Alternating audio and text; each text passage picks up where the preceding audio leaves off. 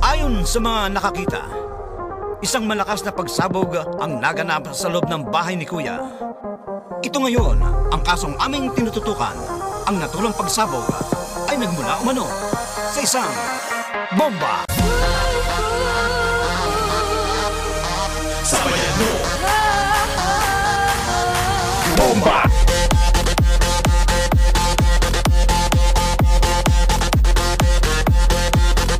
Bomba!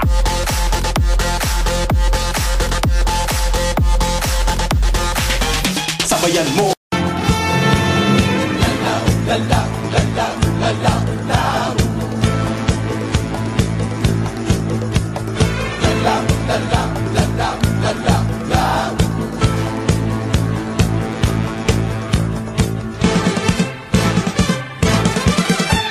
Limong agad pag may babaeng dumaan, lalo na pag maganda ang katawan at saka nakakalobong tingnan. Kaming lahat ay binata pa naman, wala kaming mga asawa at nobya, hindi pa rin naman kami pumapalya. Mahilig kami sa magaganda, katawan ang aming nakikita, lalo na yung kaakin-akin pa. Lalaw, lalaw, lalaw, lalaw, lalaw. Lalaw, lalaw, lalaw, lalaw, lalaw.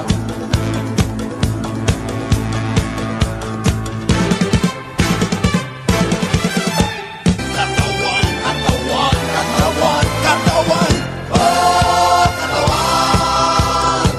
Katawan, katawan, katawan, katawan. Oh, katawan.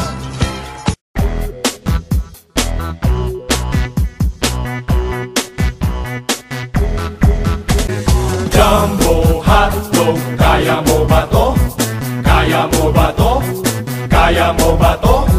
Jumbo hotdog, kaya mo ba to? Hindi kami bato para magpatalo. Jumbo hotdog, kaya mo ba to?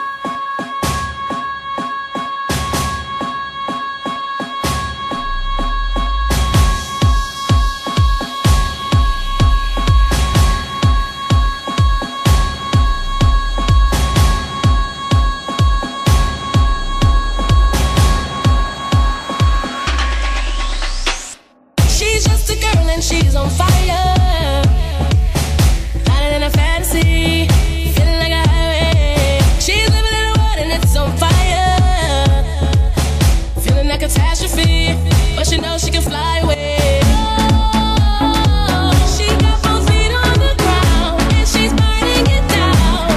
Oh,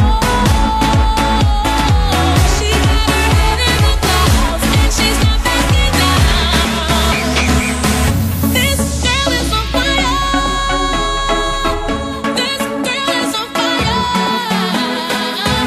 She's walking on fire. This girl is on fire.